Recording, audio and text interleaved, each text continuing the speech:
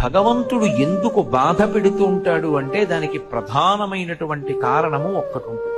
గత జన్మలలో ఏదో పాపం చేసినది ఉంటుంది.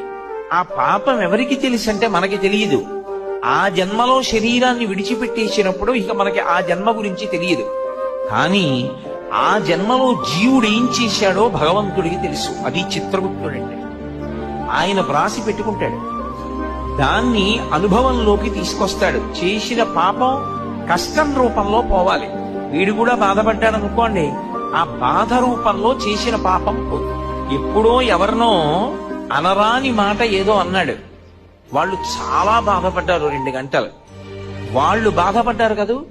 ఆ బాధపడినట్టే ఇప్పుడు కూడా నిన్ను ఎవరో ఒకళ్ళు ఏదో అనరాని మాట అంటారు.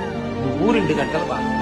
ఈశ్వరుడు గత జన్మలలో చేసిన పాపాన్ని దృష్టిలో పెట్టుకుని ఫలితాన్ని